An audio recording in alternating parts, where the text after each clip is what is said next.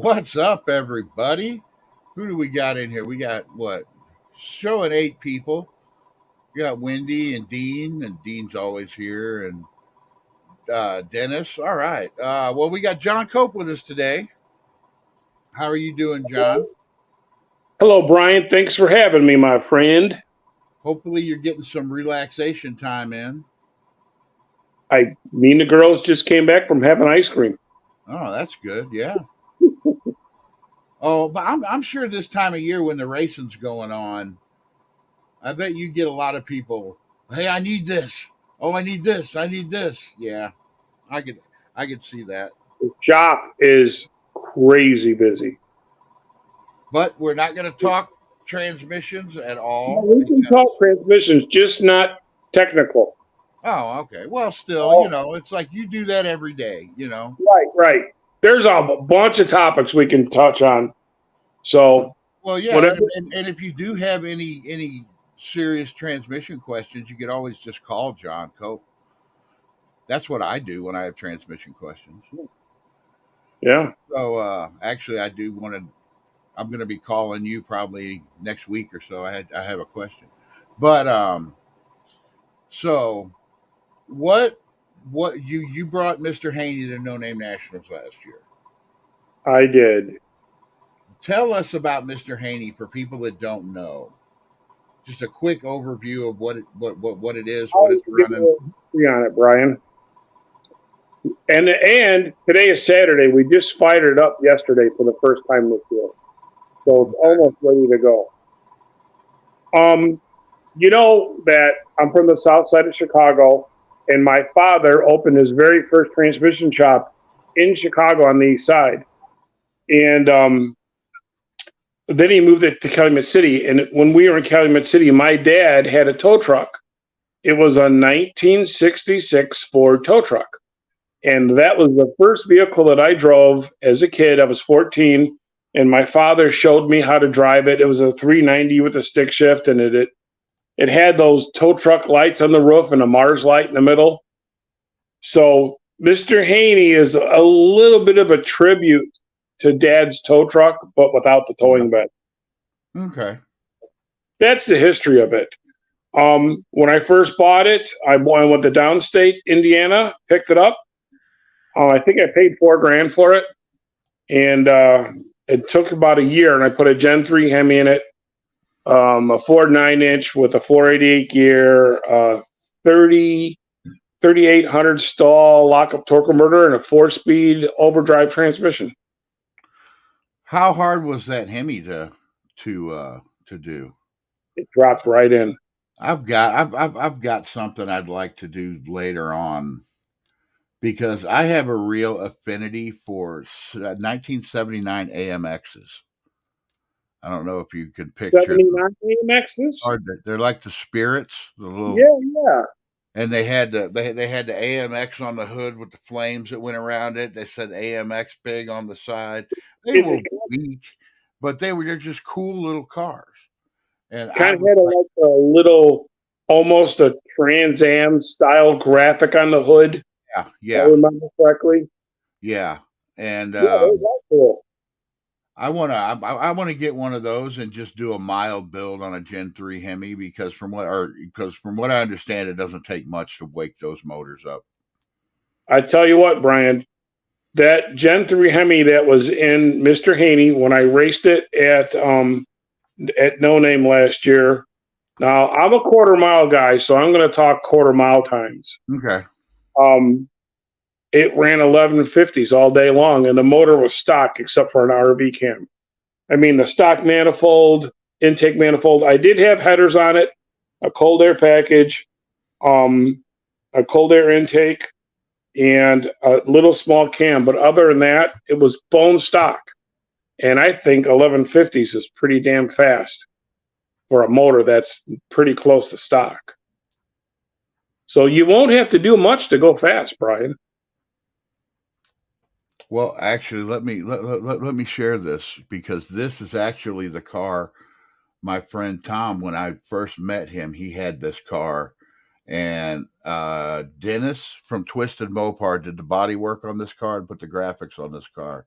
and I helped Tom assemble this. I found a picture of it online. All right, let's see it. Let's see here. Go to window.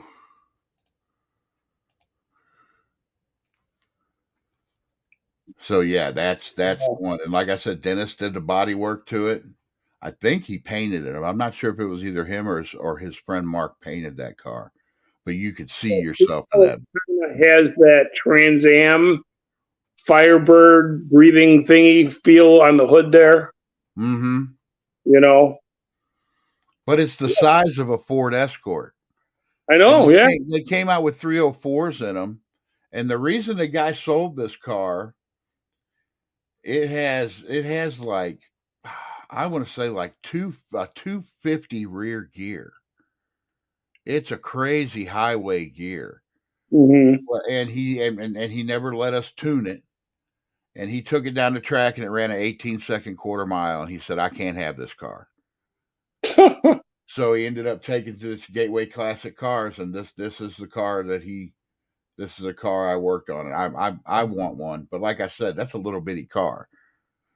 That car, and this was full. There's no weight savings on this, was 3,000 pounds. Yeah. So you do a little bit of weight savings, you could probably knock 500 pounds off of this car. And you put a Gen 3 Hemi in that thing, it'll run 11 O's. What kind of horsepower do you think you can get out of one of those Gen 3 Hemis? Just average stuff, cam. 400 to 450 or something, I think. I think the one in Haney has got to be close to 5, though, to run that.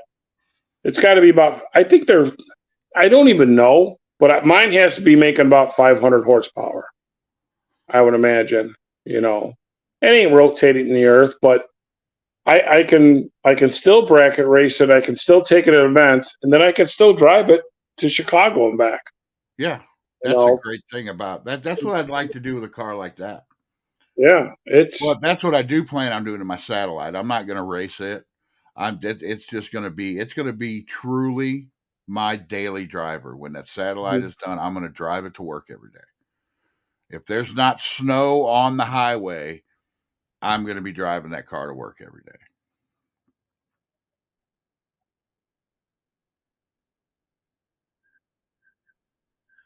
Car of the one I bought, but at 10 seconds at a shot, you can only have so much fun in it. Yeah. If you're cruising, you can go out with your buds, take your girl, go to your favorite ice cream joint or whatever.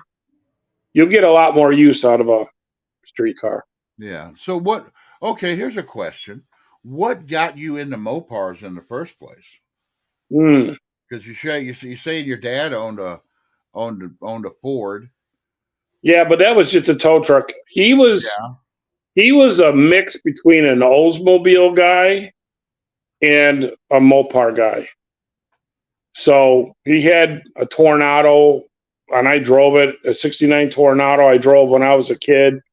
He had a couple other Oldsmobiles, but he always had a lot of Mopars. He always seemed to drift to that. But what kid, I mean, in 8th grade, it was 79, there were Road Runners and GTXs and they were everywhere. And I'm a B-body guy, die-hard, big block B-body guy. And I fell in love with 68 to 70 B-bodies. So I think that's what made me a Mopar guy. Well, me and Jed were kind of talking about that, how A-bodies are, the prices on A-bodies are coming up. But people don't understand that was the economy car. Yeah, there were hot rod versions or muscle car versions of those cars, but most of them they sold were get you back and forth to work and throw it away when it breaks down cars. Yeah, they were more of a working man's car. And there was tons of the Al Bundy Duster. Yeah. Now, hell, that in the condition that Duster was in the show, that's a $10,000 car. Man, the prices of cars are just absolutely crazy. I'm thinking it's a bubble that's got to pop sooner or later. I don't think it's going to. I don't know. You They have to. do. Here's the way I look at it. Okay, if you want to buy just to get you back and forth to work, just the bare minimum of what you can buy today, brand new, just to get back and forth to work, look like everybody else, be like everybody else, car, you're spending 25 grand. Yeah, for a I mean, neon. yeah, and God, oh God, don't want a truck. You know, if you want a pickup truck, you're spending a minimum of 60 grand on a pickup truck. Yeah. So, you know, why wouldn't the other cars go up in value too? I got I an mean, I could '05. spend. No, go ahead. I got an '05 Ram, 3500 diesel, dually that I paid $30,000 for in '06, late '06, early '07. I probably, if I put it up for sale because it's clean, there's no rust on it, and it's got a plow, I probably can still get 20 grand for it. Yeah. For an '05 with 200,000 miles on it. But that's nothing compared to the price of 68 to 70 Chargers. That Yeah, has to. no, they're crazy. They're Did you crazy. ever think But I think they're that going to keep going up. I think they're going to keep going up. they're a better investment than gold and silver? Hmm. You know, if you I could think find any them. of these cars are, though. I Yeah. think any of these cars are. I think if you could go find a clapped out Duster or a Dart 2-door and put it away, it's gonna keep going up in value Yeah, you're because right. they haven't gone down. They have never. I mean, even through COVID, they didn't go down when No. everything was cheap and everybody was selling. Cars went up during COVID because people had nothing to do but sit on their computers or phones and go to Marketplace or go to eBay or go online, buy cars online. I mean, Yeah. look how big the camper industry got, because we're really close to Elkhart, Indiana, which is the camper, world headquarters, whatnot. And everybody bought a camper because you can stay with your family, go somewhere, and not be with anybody else. My You mom stay and dad home at have a this little campsite. camper outside. They have this little camper outside, and they haven't finished paying it off yet. But somebody came up and offered to pay them what they paid for it. So they would get their money back plus Yeah, some. And yeah. my dad said no, and I was like, "Oh, you're so dumb." I heard people buying brand new Ford F-150s, and the dealer calls them back 6 months later and saying, "We'll give you what you paid for it plus $2,000," because they were having that computer chip issue or something Yeah, back then. I think he'll correct me if I'm wrong, but I think Dennis bought a new Ram, and they offered to buy it back, but then he was like, "What will I drive then?" Yeah, It's like I can't go buy something else because they're all, if they're going to pay me that much for it, if I go to buy a new one, it's going to cost me that much more. we live in a crazy effing world, dude. Yeah, I don't think there's going to be a bubble that bursts, but I think it's going to level out. It's going to have to. Everything's going to have to level out. Politics, everything. Yeah, don't even get me started on that. We'll be here till the morning. So what other cars do you have? I know you have the Power Wagon. Tell us about the Power Wagon. That's a real interesting story. It's a '79 Power Wagon. We just finished it this summer, and I drive it almost every day to the shop. Here again, it's a tribute car to the vehicle, the truck that I drove in high school, and this also again was my dad's shop truck. So the name of his shop was called Transmatic Transmissions, and as you can probably tell, the old man was a very big influence on me. Yeah. And I've been blessed enough to be successful in the business, and so I'm one of those guys that I never forget where I come from. I always pay tribute to the people who helped me get there. So the old man got me my starter transmissions. So after he passed, I decided to try and build a tribute and make it just like the truck that Dad had. And people are like, "Well, why don't you try to find the one that Dad had?" Well, that thing, I think my dad closed the shop in '85, and the truck got possessed later that year, or repossessed. I'm sorry, not possessed. They got repoed, and the truck's gone. I didn't have any VIN numbers, no identification. So I didn't even try to go find that truck. I just found one like it, which was a '79 short bed club cab 4-wheel drive. Hmm. So the paintwork, the rims, the steering wheel, the color of the dash, everything is identical to the way Dad had his Power Wagon, except two things. Dad's Power Wagon was a small block 727. This Power Wagon's a 440 with a overdrive transmission. So, my dad was a real big influence to me, and so I got two of my vehicles. I paid homage to the old man, but I love him. I feel the same way about my dad. The problem is he was a mechanic his whole life. My grandfather was a mechanic their whole life. That's the only jobs they ever held. But your average mechanic, like my dad, he has no loyalty to any brand. It's what will get him to work every day. That's all he cared about through our whole life. It's what get you to work every day. Yeah, like I have him helping me with my with my race car because it's stuff he's never messed with before. How did you become a multi guy? My dad brought home my 71 Satellite when I was 15 years old. That the one that's Brian Scott? Huh? Is that the one Brian Scott? Yep. I mean, not Brian. Ryan Barsos. Ryan, I'm sorry. But yeah, that's the one he's got. I took my driver's test in that car. Dude, and the thing is, when he brought that car home, he would bring cars home, because he would fix them up and sell them. Tell me the story, because this interview is going both ways. I'm going to interview too. Okay. Tell us the story for us that don't know. How did this car come about? I mean, we know that your dad brought it home, but how did you find out that a fellow YouTuber owned it and you said, "Hey, that's my old car"? Tell that story. Well, that was as part, but it's actually part of the reason I'm so loyal to the No Name Nationals. We were at No Name Nationals. I had never met Ryan. I wouldn't have known him from Adam. But Jed was there. Jed knew Mark.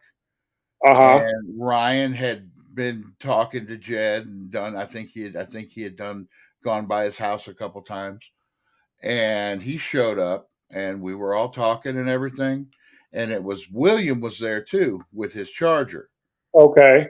And I'm sitting there looking at William's Charger because that was his dad's car. I was looking at the Charger, and I saw up in the corner it had some gold paint, and I was like, I hate that color gold. And he's like, why? I go, well, my first car was a 71 Satellite, and it was gold. And Ryan's sitting there, oh, that's a coincidence. Me and Dad just picked up a 71 Satellite out of Illinois that was gold. And he's like, somebody had spray painted all the interior black, spray painted the outside of the car black, the paint's flaking off of it. I'm like, yeah, really? Really? He's just talking about the car. I'm like, send me a picture of that car. He sent me a picture of the car. I immediately, I don't know, he's not my buddy Kevin. I hung out with him. I've been friends with him since we were in high school, and he's in some of my videos. You'll hear him in the background. I think once or twice. He's shy. He doesn't want to get on camera. But I immediately sent the pictures to him because he spent almost as much time in that car as I did. Uh-huh. So we both were looking at certain things, and he was like, if that's not it, it's the closest thing you're ever going to find. So I started looking more, and I was pretty well convinced that it was my car. And I was like, he sent me one picture, and I had to zoom in on the picture. My car had it had a dent in the bumper. The bumper was absolutely perfect except for this one little dent that was there when from the beginning. I actually zoomed in and saw that dent. And that's what made me. I know for 100%. Like you said, I don't have the VIN number. I actually held on to the title of that car. I'm the last person who titled that car. It got sold to Was different it still people. in your name, Brian? I'm guessing. I'm going to find out when I get it. I'm going to go to the Missouri DMV because I was living in Missouri at the time, and be like, "Look, this is my car. I was the last person to title it. I just want to apply for a lost title." And have them run the VIN and see what they say. But I am 100% sure that I am the last person to ever title that car. There's no title with the car right now? No. When I sold the car, I kept the title. I held on to that title for 10 years. And I just lost it in a move. That to a car guy like me, that story is badass. Well, here, hold on. I will That, pull up a that picture story.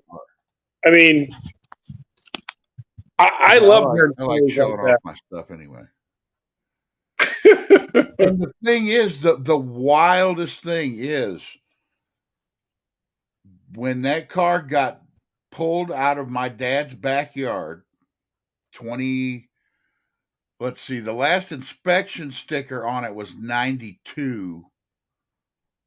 And I want to say it sat in the backyard for so it's probably around 96, 97 when I sold it.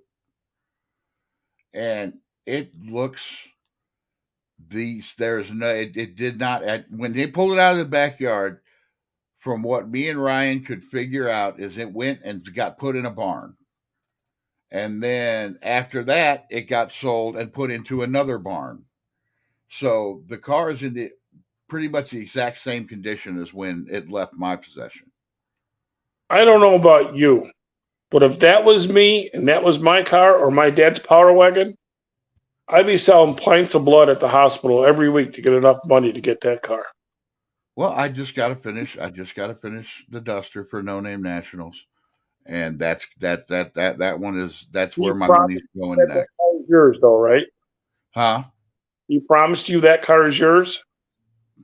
Yeah. I mean, you guys made a deal to purchase the car is what I'm asking you. Yeah, I've already given him money on it. Oh, great. Yeah, I sold the car for $50, and I have to buy it back for $1,500 and make an 8-hour drive to go get it. What state is he from? I want to say, I get all those northern states confused. Wisconsin or Minnesota. It's one of the two. Okay. Here, hold on. Let's see. Well, you're in Illinois, ain't you? Yeah, I'm down by St. Louis. You're the southern tip of Illinois. Yeah. Okay. That is when he brought it home. And that is exactly, except for the bird shit, how the car looked when it left my backyard. No kidding. I had put a 400 a 400 down in it. See, the reason I quit driving the car was because in 92 I ran this car. I was a stupid kid. I drove this car everywhere. And the brakes started making noise, and I was like, screw it, I'm just gonna keep driving. And I totally screwed up the drums. In 92, you could not buy, they did not repop drums for this. Mm-hmm. No parts store, nowhere could get them. So it got parked. And I pulled it. I pulled it out. I had bought a 71 or 72 Charger just for the motor. And I pulled the motor out, and then I put it in this. and somebody had pulled the motor apart because it's like got one head off of it right now. But the motor, the 400 that was another thing. He said, yeah, it's got a 400 in it, but it was a factory 318 car. I'm like, yeah, I did that. You can see on here. See, you don't want 17-year-old me to paint your car, obviously, because you see that fender. You can go from the front to the back of this car, and I got the fender done, and then I just realized sanding is hard, so I just sprayed it. Brian, I didn't even sand it. have you seen the car in person yet? No. Dude, I'd be out there so quick. Well, it's an 8-hour drive. So what? I got a job. I got a race car to finish. Is he in Wisconsin? So if he's in Wisconsin, he's a lot closer to me than he is to you. Yeah, probably. Because you're in Indiana, just on the other side of Chicago, right? Yes. Yeah, you're right on the border, dude. But yeah, I don't even think I don't even think the windshield. I think the windshield might be cracked. But all the other glass. Motor trans in that thing? The car, huh? Is there a motor trans in that thing? There's a motor in it, but like I said, I think there's a transmission in it, but the motor's taken apart. Somebody had pulled one of the heads off and stuff. Yeah, I'll have it back, and I'll get to hunt down parts. I'm gonna have fun. What a cool story! I would be. You got room to keep that car somewhere? Yeah. I got my shop. And if I got to rent an extra storage shed over by the side, what I'll probably end up doing is parking it outside my shop and throwing a tarp on it for a little while anyway, until I get some stuff around. But a tarp is the worst thing you can do, Brian. You're better off just letting that stay out in the weather, because all a tarp does is weather beat. That holds in all the moisture. Yeah. But yeah, I mean, he sent he sent me a picture this winter of where the car is parked, and it's basically a snowdrift eating it. I'm like, oh god damn! They just made me not want to live up there, you know. You got to get that car. You got to get that car. Man, I wonder if I could. I wonder if it would show up. Hold on, let me do something here. Oh, damn it. Go back. No.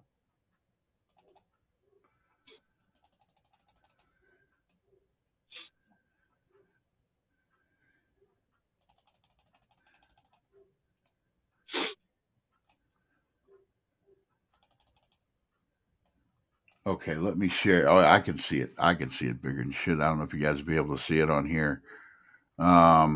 Share screen. Put my phone back in the holder. Hang on, I'm just gonna put my phone back in the holder here, Brian. I'm still here.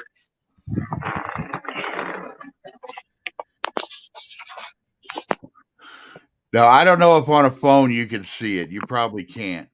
But right here, where this piece of grass is growing up right here, that's the dent. Yeah, that's the dent. And I'm probably going to have the bumper re-chromed, and I'm probably going to tell them to leave the dent in it. Just because, you know, it bothered me so much when I was a kid, but now it's like kind of nostalgic, you know. The one little dent in the in the bumper. Right. And I'm toying with the idea of painting it gold again, even though I've hated the gold for so long. Uh-huh. So, okay, now back to your cars. What else do you had? You said you had a Cornet, or you got to get that car back, dude. I'm getting it back. I'll get it back. Yeah. All right. Yeah, I have a 68 Dodge Cornet. It's a 500, but I put RT badges on it. Okay. I bought the car in 1988 for I gave the guy $550 for it. It's a 3D3 automatic car, center console, 8 3/4. And the reason why I bought the Coronet, because I had a 71 Sport Fury with a 440 in it and a 727 reverse manual valve body where I put slicks on it and put the fender skirts back on. Mm-hmm. Oh, that's cool. Well, the amp gauge in the dash got overheated, and when I parked it, the car caught on fire and then smothered itself and put itself out. So the interior was trash. It was completely burnt. So I'm like, well, I need to find another car. I'm going to pull a motor trans out and stick it into something. So this is when I was living in Calumet City, and I found the car in Lowell, Indiana, which is the location of where my business is now, of all places. And I went out there with a friend on Thanksgiving Day to put money down because it was the only day I had off. Yeah.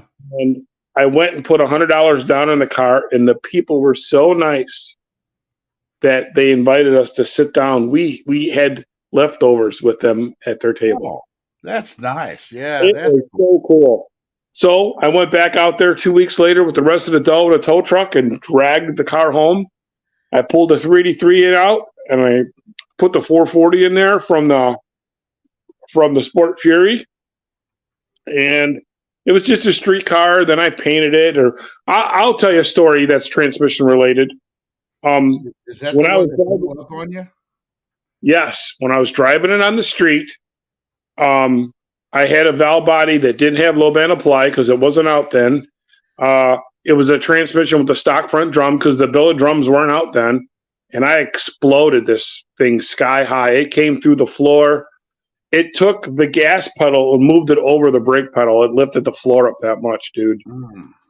It broke my foot in 3 spots and mangled 2 of my toes. I had to go to the hospital right then and there and get my feet fixed, and everything's fine. And that year I was at Mopar Nationals on crutches. So over the years, it went from like a 12-second car to 11-second car. Then it ran 10s for a long time. I bought this big, huge 526-inch not B1 head, or Indy cylinder head motor, and I got the thing to run into the 9s. And then in 2005, I bought a 63 Dodge, and the Coronet, it was a bracket car, so I won a championship on my local track. I runnered up at the Bracket World Finals in Norwalk. I took that thing to every Mopar Nationals, Master Mopar Weekend. I mean, I took that car everywhere in the Midwest. And it probably had about 6 or 7 motors over the years, blowing up, this and that. So the the paint was starting to fade a little bit, and had a couple dings and dents. So I bought the 63 Dodge, put the motor trans in that while I was restoring. I was going to restore the Coronet. Well, I never touched it. So now that Mr. Haney's almost done, the Power Wagon's done, this winter, me and Lucas are going to get that Coronet running again. The last time it ran was 2005. He seems like a really good kid. He seems like you guys are. I've known Lucas since he was 10 years old. I mean, I seen him as a baby. Him and my daughter are almost the same age. He loves cars, man. He is a junior me to the T, but skinny. I mean, the kid loves cars. He's 19 years old, and I got him building trans brakes and reverse manual valve bodies and building transmissions at the shop. I didn't even know what the word trans brake was until I was in my late 20s. So, and that's the thing. That's something he's got for the rest of his life now. He could, even if he wants to do something else, he could always fall back on that. I don't know if he realizes it or not. Wilburn always says that he's got the one golden opportunity, because I pay him and I show him all this while he's on the clock. I'm teaching him. He's getting paid to me teaching him. He really has the making of becoming a world-class transmission builder. He really does. Well, I know. I've seen in a couple of your videos working on the Power Wagon that he was working on that. Was that on the clock? Yes. So So how we do it? he How got we to do work it? on your cool ass Power Wagon and get paid for it. Yeah. This is how we do it at the shop. Monday through Friday, and those are some long days. It's CRT. It's strictly business only. All right. Fridays is work on John's junk day. So it could be the Power Wagon. It could be Haney. It could be my plow truck. It could be the lawnmower. I mean, or get my weed whackers going, or whatever it is. And I mean, if someone came to the shop and dropped off a tranny, or we had to ship something out, we would do it. But for the most part, Fridays is we just get cars running, race cars, or whatever for the the group of cars that I have. So it's good that we can do this, because to tell you the truth, me running that business, Brian, and getting Haney running, and rebuilding that Power Wagon, and getting the Coronet going, and keeping the plow truck going, and the shop truck, I would never ever be able to do that. Yeah. And every day when Lucas leaves, I always say thank you. I always say thank you. So does he have a car? Does he have anything he's building? He does. He's got an SRT Neon with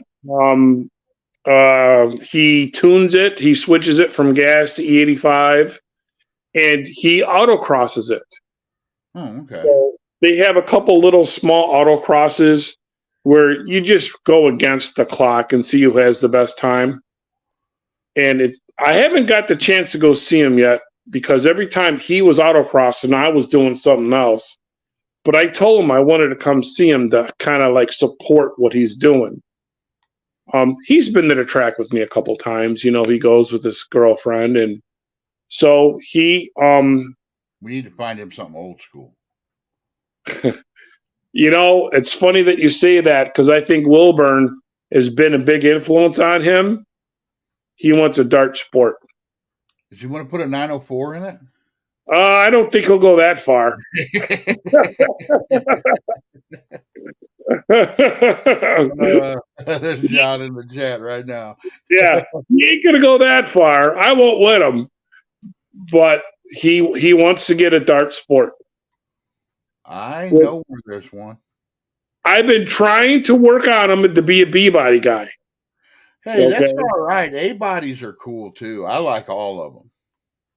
I do too. But I also am a firm believer as A-bodies are race cars and B-bodies are cruisers. But that's just me. I don't know about that. If you had to build a time capsule, and you had to pick one car to put on a time capsule to tell people from another planet or another time of what a Mopar is, you would have to pick a 68 to 70 B-body. I'd pick my Satellite. I like those. I just, it's what's actually really sad is I owned a 73 while that one was sitting in the backyard. And I actually kind of like the looks of the 73s and 4s a little bit better. But since that was my first car, I just like, yeah. And the front bumper on those cars is just what sold it for me. Well, they didn't put a nose cone and a wing on those cars, just so you know. No, but you know what? Have you seen the? Have you seen the? They have a couple concepts rolling around of the. Yeah, I've seen the 71 Roadrunner. The Roadrunner, I don't like the way it looks, but now if you look like they put a Corvette front end on it a little bit. Yeah, but if you look at that 71 Daytona, what they were going to build, that thing looks cool as hell. Yeah. I would love, and I don't like the Chargers. I don't know what Dodge was doing in 71 and 72, but I'm sorry. The Plymouth really had it on them in that year. I'm a Plymouth guy though. Yeah. So I was never a Charger guy that much, but for some reason over the years they're growing on me. I mean, I am like every Mopar guy, a General Lee freak, so I like that. But the Charger is the most unique Mopar because it was the only one that I know of back then that didn't have a sister car. Yeah.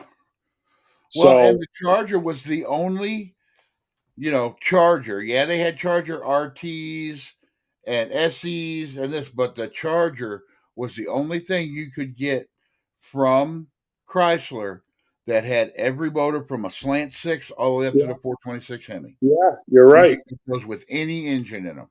Yeah, yeah. Everything else, like my Satellite, you had the Satellite, you had the Roadrunner, and the GTX. Mm-hmm. And if you couldn't get a 440 Roadrunner, it had to be in the GTX. I think you could get the Hemi in any of them. The GTX, I thought was only a 440 Roadrunner or a Hemi. No. GTX was only 440 or Hemi. Yeah, same with the RT. And the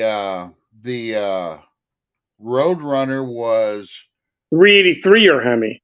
383, 340 or Hemi. Not well. I think in 71 and later, the 340 was available. Yeah, in 71. When I say that I only talk 71. Oh, I talk 70 and older. See, but that was the thing when I was a kid too. I was looking at, okay, because when I was first learning about the Satellite, I didn't know that they were the same body as a Roadrunner. Yeah, yeah. But then everybody I talked to, all the way up until just here recent, I mean, semi-recently, I say recent, I'm talking like the last 20 years, was, those cars are never going to be worth anything. Mm. And now the prices of those is, oh my God. I'm lucky I'm getting mine back for the price I'm getting it. Yeah, yeah. I'm lucky Ryan's nice because those cars are going through the roof. What's your balance on that? If you don't mind. I owe him $750 on it. Okay. It's just right now every dime is going into the duster. Every dime is going into the duster. After you get back from No Name, make that priority. Oh, it's going to be before that. I'm going to have the duster done before No Name. No. I mean, getting the other car. What is it? The Satellite. Yeah. The 71 Satellite, or is it 72? 71. I don't like the 72. After No Name, you should concentrate on getting that 71 Satellite. Oh yeah, I am. Yeah. I'm actually kind of hoping to have the rest of the money at No Name, and I just hand him the rest of the money at No Name, and then just got to work on going and getting it. Right. I got to talk to my buddy with a trailer. I got to talk to Dennis about going up there, making an 8-hour drive to go pick up my Satellite. Yeah. I'll pay him. And not only that, dude, your dad bought it. Mm-hmm. He bought you that car? Now, see, your father. Well, the actual story was he bought it. Like I said, he bought cars to fix up and sell. He'd bring home stuff all the time. He brought that car home. I was 15 years old.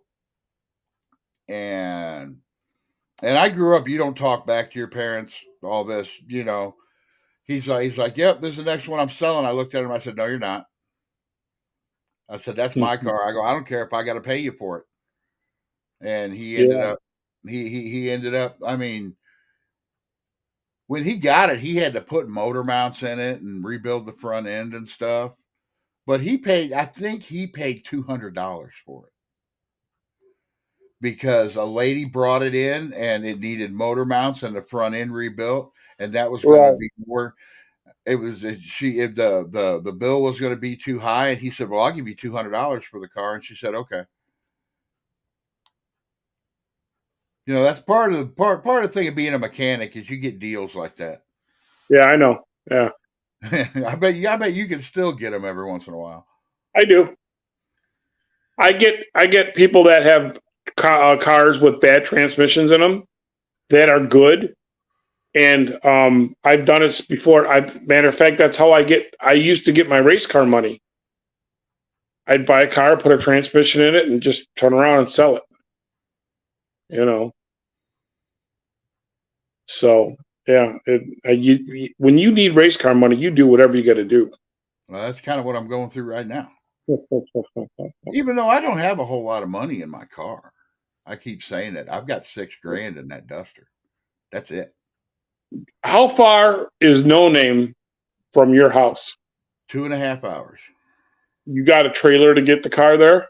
I got one this year. That was the only reason the car wasn't there last year, because the trailer I was going to borrow, the guy was that wasn't tires running. were from like 1992 on it, and I'm like, no, I'm not driving that down there. Right. No, I don't care if the trailer that I got falls through, I will rent a U-Haul trailer. I don't care. All right. You know, it's just I don't give a shit. I was half tempted halfway through on the second day of No Name, or really, I guess it was the first day. I was tempted to just rent a U-Haul trailer, go up and get my car, and bring it down. But I was like, no, because then I'd be missing out on 5 hours of the event. It's all right. It'll make its debut next year. They'll just make it more special next year. Yeah, yeah. I was a skeptic about No Name. And I got to give Woolburn credit, man. He kept on drilling me and calling me and, hey, we'd like to see you and Mr. Haney there. And I'm like, what the hell is this thing? I never even heard of it. And I thought I knew every event out there, you know? Well, it was the first one. It was. And that's, you know, I never go to first of anything. Car show, cruise night. I'm like, it's going to be a dud. But I was on YouTube, and I think one of the first people and I'd never subscribed to anybody, you know. I think that my first person I subscribed to was Jed. Mm-hmm. And I subscribed to his channel, and then just little by little, Woolburn, you know, you, some other guys, and I didn't realize it. There's a community. You know, I tell you what, I got more friends on YouTube than I do here in my hometown. Oh, me too. Actually, I have more friends on YouTube. Yeah, I have no friends here, but when No Name Nationals happens, the friends within 2.5 hours of me fucking goes like tenfold. Yeah.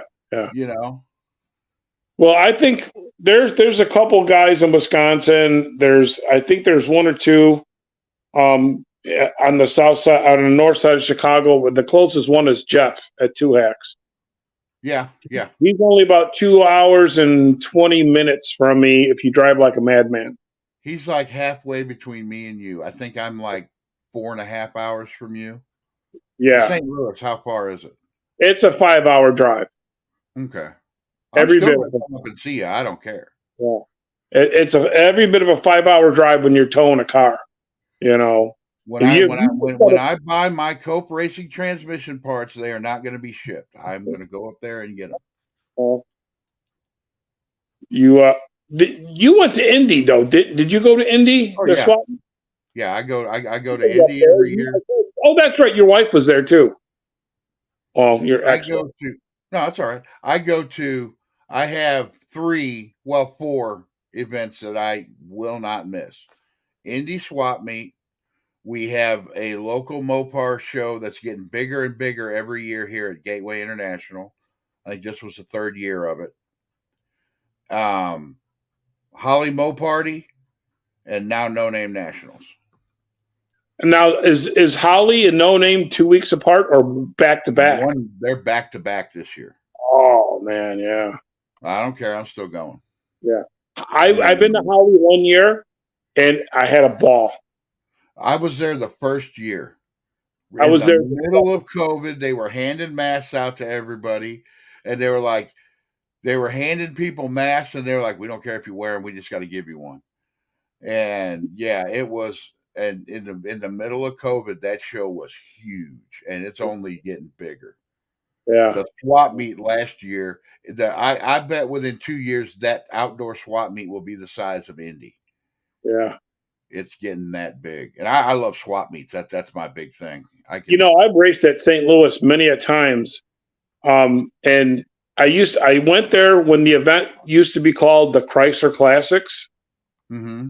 and then they didn't All I ever switch. heard of was Monster Mopar out here. And then I went to the Monster Mopar when Josh used to run it, and I thought Gateway was a badass track. Oh yeah, it's nice. I mean, I don't want to go out there for test and tune because one, they do their test and tunes on Wednesday night, and I got to work. And two, you go out there for a test and tune and maybe get 2 runs because so many people show up. Yeah, I've got a little outlaw track about an hour and a half away that I could go to on a Friday night and wear my car out if I want to. yeah. It's My 8 home mile, but my home track is US 41, and it's only about driving the speed limit about 20 to 25 minutes away from the shop. So, unfortunately, they had a really bad thing happen yesterday. what happened? They had an event. It was quarter mile, and one of the racers got in an accident. He went through the traps, and I don't know if he bounced. I wasn't there, so I didn't see it. I don't know it, but from what I can gather, he bounced off the guardrail and rolled the car multiple times. The car landed upside down. It was on fire. The safety crew got down there, and with all their fire equipment and their extinguishers, they couldn't get the fire out to get in the car and get the guy out of the car. So they had to call a local fire department. By the time the fire department came, it was too late. So, I mean, my prayers go out to that family. I don't know who it is. I heard he was from Illinois, about 2 hours away. In what direction, I don't know. But it was a sad thing. So today I was talking with Mopar Joe on text, and I was always taught on my very first race car, on my Coronet that I built in 1990, to the line that comes out of the top of the fuel cell and then goes in down underneath the floorboard, or not the floorboard, but the trunk floor. The vent. Yes, the vent tube. I was always told, and I did this on all my cars, to put 2 loops in that before you put it in there. So the line will come up, it'll loop twice, and then go to the floor. Because what that does is, if the car does roll and does get on its roof, all the fuel in the cell will not leak out that breather because the air in the loop will prevent it from coming out. So this happened, was a fire that happened. That's what killed him. I mean, if he survived the crash, it was the fire that ended up probably killing this poor gentleman. That's something we could all do. Now that I know that, I'm going to do that. After I was talking to Joe, and I showed him pictures of Mr. Haney, how I had Mr. Haney. And funny, it was a picture of me, my wife, and my daughter standing next to the truck where you can see the loop in the fuel cell. So Joe says, I'm going to go do it right now. You know Joe, what I bet? And I bet everybody, Blake Badtree just said that was great safety advice. Yeah, everybody here needs to do that now. Yeah, I talked to Blake about it too, and and then I talked to Deke. He says it is not in the rule book. It is not against tech, but he says it's a great idea. Then Joe texted me back with a link to a one-way check valve. So if you and I think it's like $28 that you can put it up that fuel line just as an extra safety precaution, because you're talking $28 and maybe $5 a fuel line to keep you from burning up in a car. All you need is zip ties to make that loop. And I mean, we can all recover from broken bones or, or whatever may happen in a rollover. But I don't That's think the scariest thing is the fire. To me, that's the scariest thing. fire, I mean, even if you do survive, skin grafts and that, broken bones are easy, even a broken back or a broken leg or a broken neck. But man, when you have to have skin grafts, yeah. So when I build the Coronet this time, even though it's going to be a streetcar, it is going to be raced. It will run 10 flat. I am going to put a fire suppression system on the car. I really am. So, well, there's a lot of stuff that I want to do that most people say don't bother, but it's like I know my car's not going to run 11.5 to where it needs the roll bar, but I'm still debating because I have it, putting it in just because,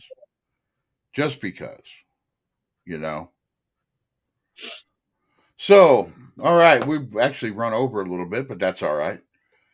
Oh, well, you're keeping track of time. I'm not. I consider. I really don't care. The first one of these I did, I said about an hour, and that was because I know Shane had to put his kids to bed early, so. But I don't. I can sit there and talk all night. But I want to see if I can remember them off the top of my head. My rapid fire questions. Big block or small block? This should be a 3-part question. No. Just all right. If I had to pick between the two, I would definitely pick big block. Okay. Quarter mile or 1/8 mile? Quarter. Prep or no prep? I'm a prep guy. Power adder or naturally aspirated? Seeing as how the Coronet's going to have a blower this year, I'd say power adder. Okay. And then there was one more I always keep forgetting, but if I remember it, I remember it. And then the one big question I ask everybody, and it could go into a discussion. When is a car no longer a street car? Shit. If you got a tail light and a license plate, it's a street car. You see these cars on Outlaws with funny car zoomies and a 4-foot wing. And for the longest time, Murder Nova had plates on it. They say a street car has to have steel quarters and roof, and the rest of it goes. I say it's a crock. A street car. The thing is, I watched those from day one, and they really never called them street cars. They said street raced cars. They've always said that, yeah, we got race cars, but we put them on the street. Well, they're set up. When they first started out, they were more street than what they got now. What they got now is just crazy. Yeah. And I'm all for going fast. Don't get me wrong. But what really makes a street car is you driving it on the street. Most street cars have roll-up windows. I mean, you can take a funny car and put working lights in it and a license plate on it, but it doesn't have doors or roll-up windows. I mean, to define it, that's really a loaded question, Brian. Well, the thing is, it gets asked all the time. I know. There. Don't you remember the memes were going around? Oh yeah. When the Crow mod came out, there was no way that was I like John Wilburn's answer to that question. It's as long as you can do and are willing to do streetcar things with it without changing it from where it's sitting in the garage all the time, then it's a streetcar. Yeah. But that also means some of these $1 million show cars that are in climate controlled conditions that never leave their million point restorations, those ain't street cars because they don't do streetcar stuff with them. They're trailer queens. Yeah. They're trailer Yeah, queens. most of them are lucky even ever been on a trailer. They just go in some guy's collection, and he goes out there in his underwear and looks at his cars every night. Right. And those are guys who buy them and don't build them.